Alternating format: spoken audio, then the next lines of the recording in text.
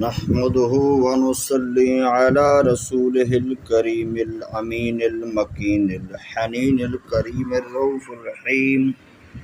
بسم الله الرحمن الرحيم. ألا إن أولياء الله لا خوف عليهم ولا هم يحزنون.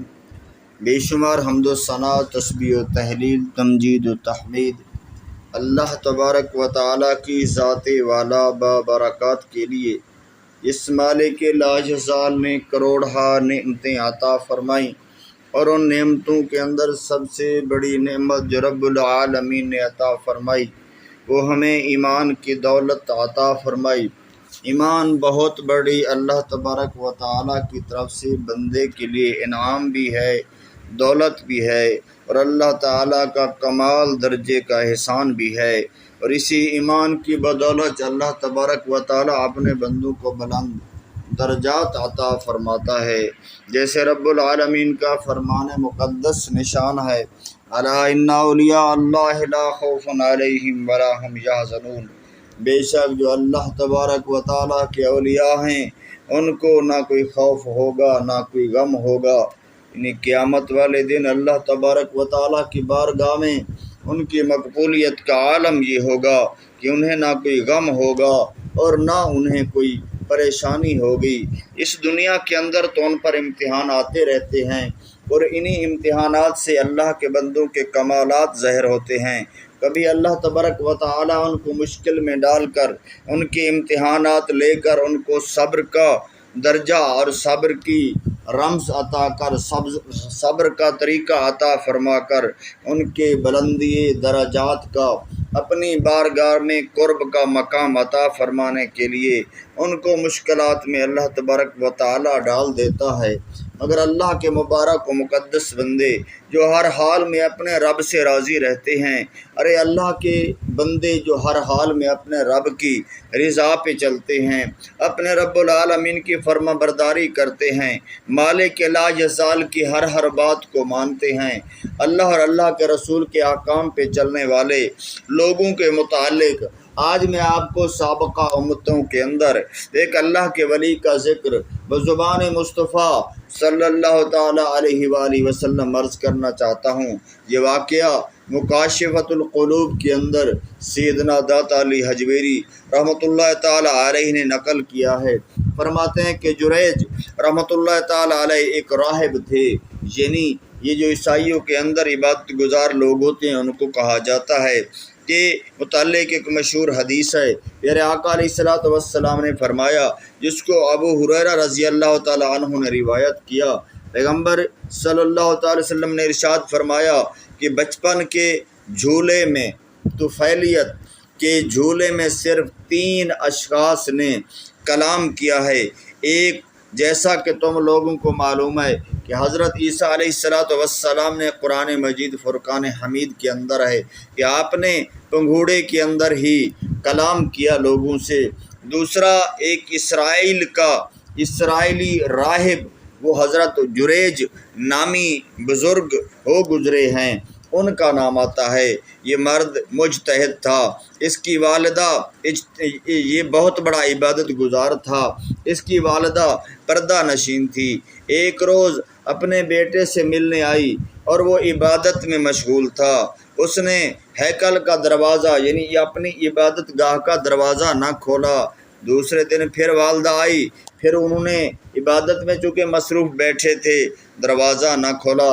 تیسرے دن اور پھر چوتھے دن بھی یہی معاملہ ہوا۔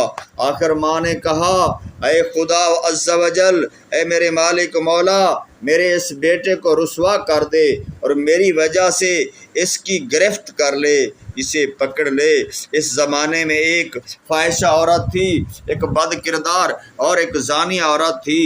اس نے یہ دعویٰ کر دیا کہ جریج کو گمراہ میں کر سکتی ہوں، چنانچہ اس کی عبادت قدے میں وہ گئی۔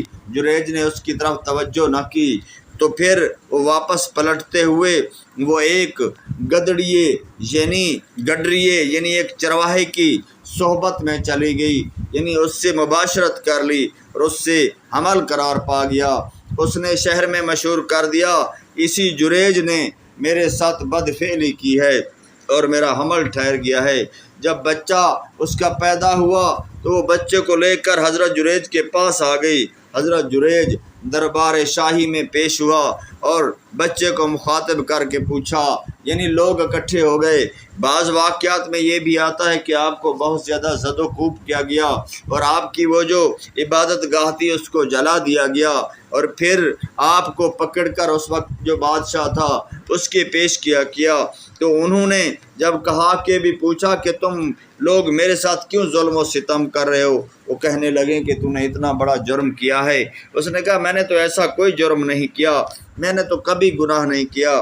تو وہ کہنے لگا کہ یہ عورت کہتی ہے، بادشاہ کہنے لگا کہ یہ بچہ تیرا ہے۔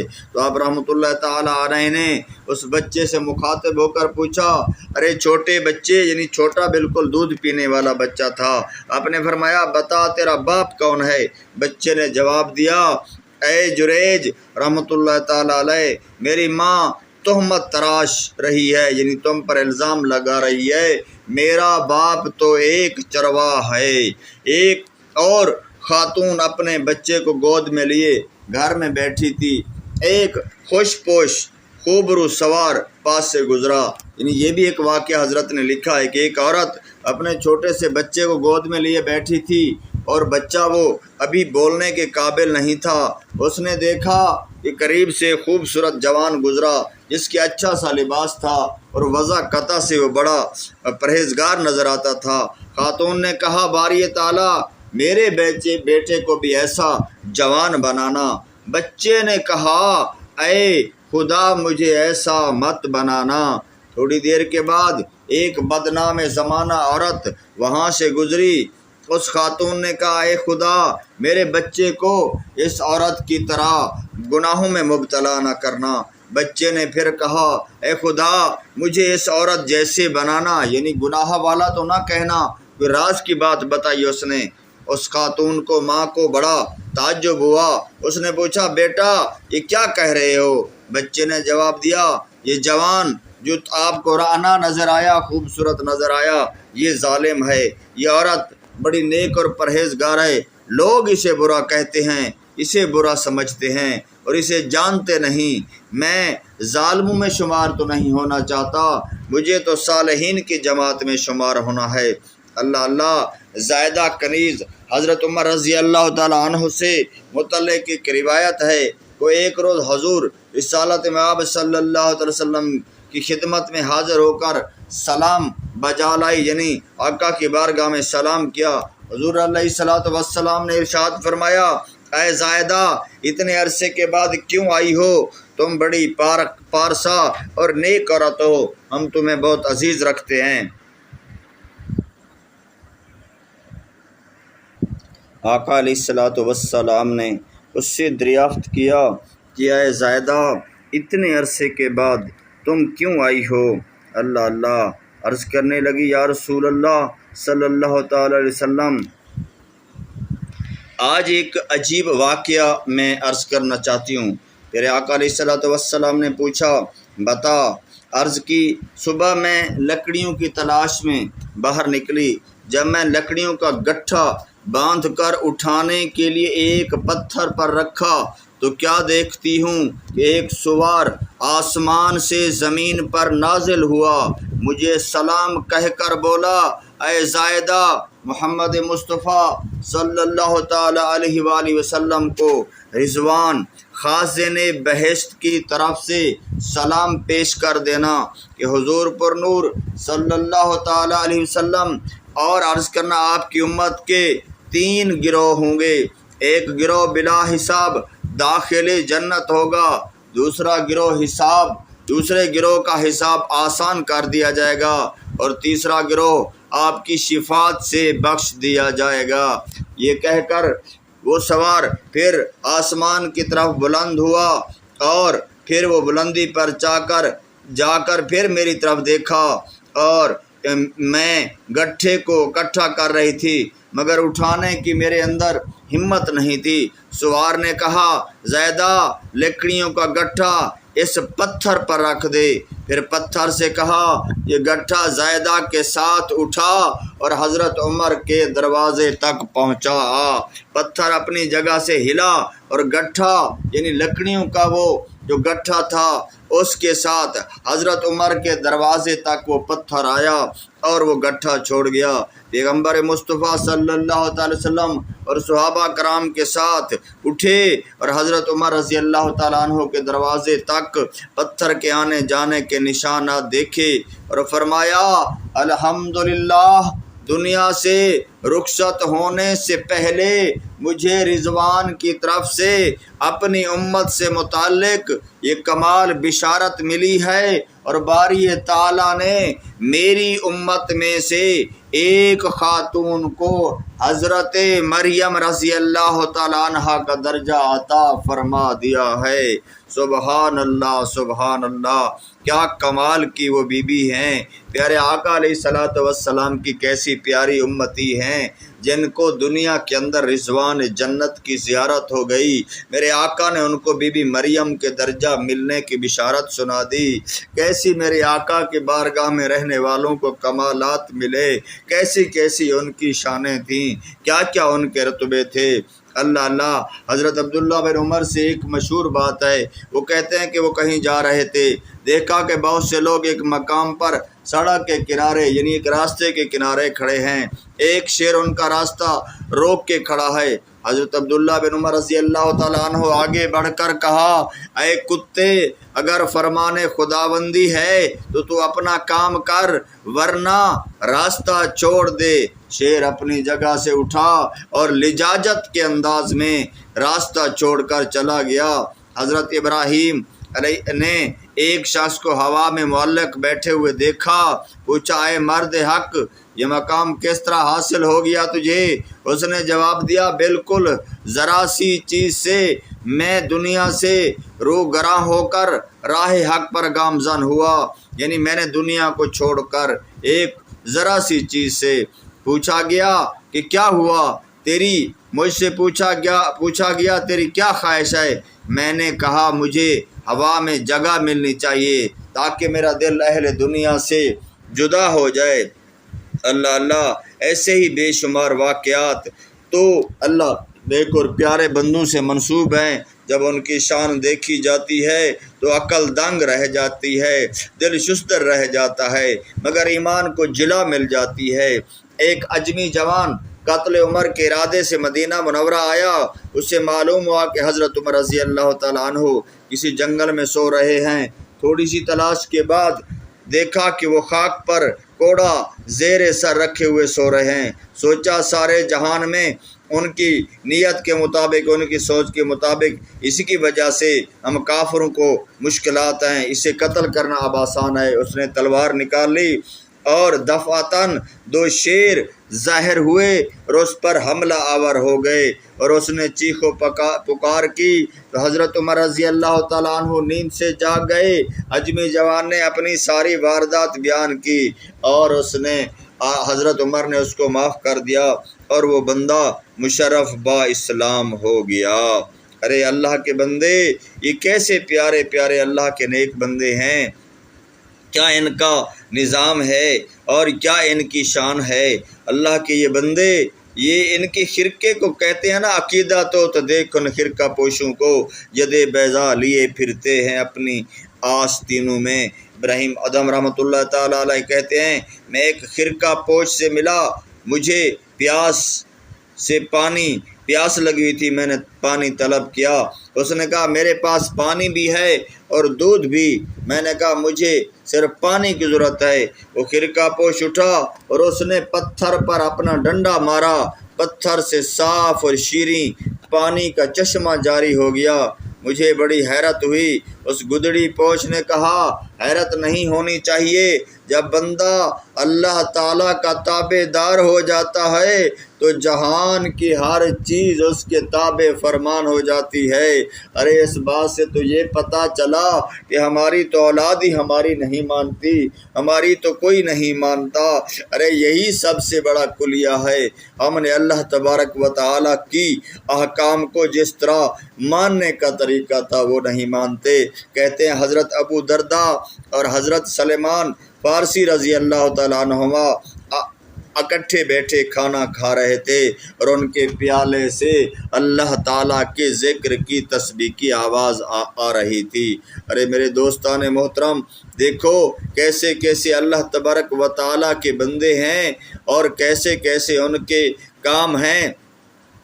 ابو القاسم مروزی رحمۃ اللہ تعالیٰ علیہ بیان کرتے ہیں، میں ایک روز حضرت ابو سعید خرازی کے ہمراہ جا رہا تھا، دریا کے کنارے ایک خرقہ پوش جوان نظر آیا جس کے ہاتھ میں کاسا اور کاسے کے ساتھ ایک دوات اس نے اپنے ڈنڈے کے ساتھ اویختہ کر رکھی تھی، لٹکا رکھی تھی۔